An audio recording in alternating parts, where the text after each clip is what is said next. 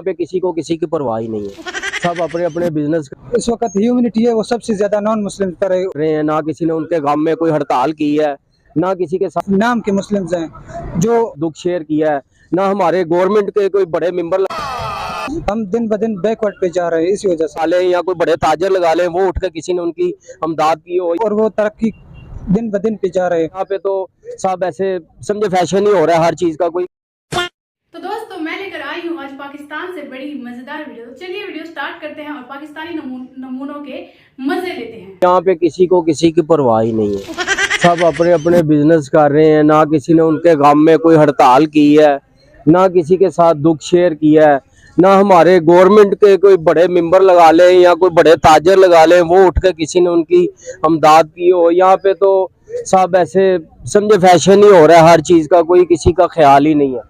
बस नाम के मुस्लिम्स हैं जो इस वक्त ह्यूमैनिटी है वो सबसे ज्यादा नॉन मुस्लिम पर है, और वो तरक्की दिन ब दिन पे जा रहे हैं।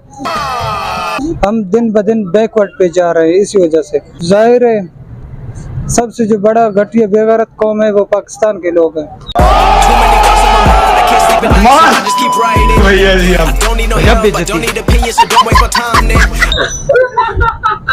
हकीकत कोई कह रहे हो क्या कह रहे हो? हकीकत है। रिसेंटली टर्की में अर्थक्वेक आया, उस अर्थक्वेक में क्या चीजें खराब हुई, किस तरह से नेचुरल डिजास्टर ने अफेक्ट किया, ये तो सबको ही मालूम है। मगर दीपेश नामी हिंदुस्तानी इंसान वहाँ पे एक होटल चलाता था, जिसने जब ये सुना कि लोगों के घर तबाह हो गए अर्थक्वेक में, तो उसने अपना होटल फ्री कर दिया उन लोगों के लिए। लेकिन ऐसा ही कुछ वाकयात और ऐसे ही कुछ सिनेरियो 2022 फरवरी के अंदर हमें मरी में देखने को मिले थे। लेकिन यहाँ के लोगों ने कीमतें डबल कर दी थी। एक अंडा तक 500 रुपए में मिल रहा था। कहाँ रख के देखते हैं हिंदुस्तान और पाकिस्तानियों की इंसानियत को। मैं खुद भी वहाँ पे मौजूद थी उस टाइम, और बहुत ज़्यादा वहाँ पे जो है हमें मसाइल का सामना करना पड़ा था। कुछ लोग ऐसे थे जो अच्छे थे, लेकिन ओवरऑल अगर बात की जाए तो हमें ऐसा लगता है कि यहाँ पे थोड़ा सा ना लोगों को सोचना चाहिए और लोगों को इस बारे में देखना चाहिए कि अगर किसी की मदद अगर आप नहीं करोगे तो कौन करेगा।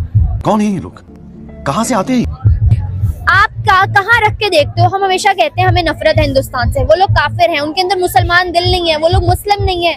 मुझे बताएं, मुस्लिम हो या ना हो, इंसानियत तो है ना, तो ये हम फैक्टर क्यों नहीं देखते? मुझे ऐसा लगता है कि रिलीजन नहीं देखना चाहिए आपको ना। आप जब पैदा होते हो तो आपको नहीं पता होता कि आप मुसलमान पैदा हुए हो या आप हिंदू पैदा हुए हो या आप क्या पैदा हुए हो, तो आपको हाँ लेकिन आप इंसान पैदा होते हो। तो मुझे ऐसा लगता है कि आपको सोचना नहीं चाहिए। जब किसी की हेल्प करने की बारी आती है तो फिर आपको सोचना नहीं चाहिए।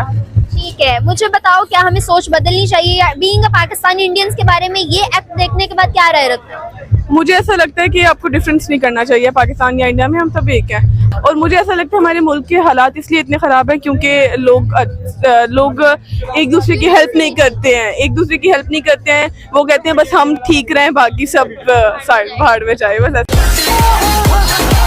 सर यहाँ पर इमदाद शहबाज शरीफ ने कहा है 10 अरब डॉलर जो है वो हम डॉलर कह रही हूँ 10 अरब पाकिस्तानी रुपए हम देंगे।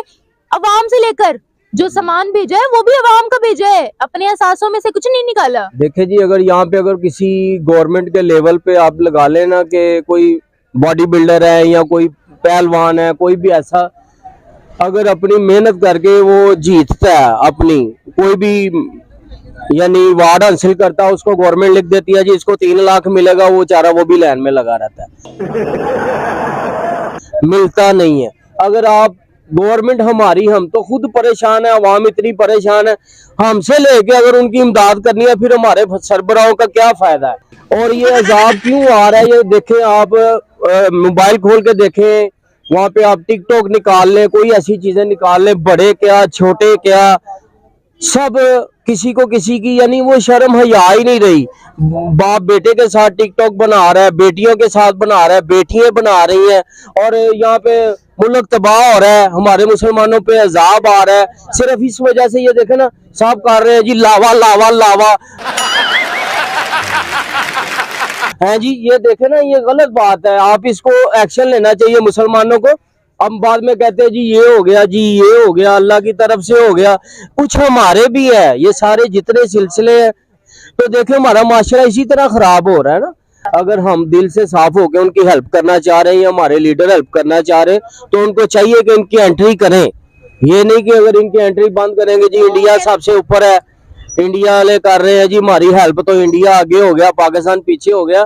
लेकिन ये हमारे लीडरों के लिए समझे बहुत बड़ी ये जलालत है कि अगर वो हमारा तुर्की भाई हो गए, मुसलमान हो गए, उनकी एंट्री बंद कर रहे हैं, इंडिया का झंडा लहरा रहे हैं। तेरा बाप आया। पाकिस्तान को नीचे कर रहे हैं, इसकी कोई वजह है? हमारे लीडरों को चाहिए कि इसकी वजह ढूंढे। उन्होंने कहा है कि अभी हम इस हालत में नहीं है कि हम आपकी मदद करें।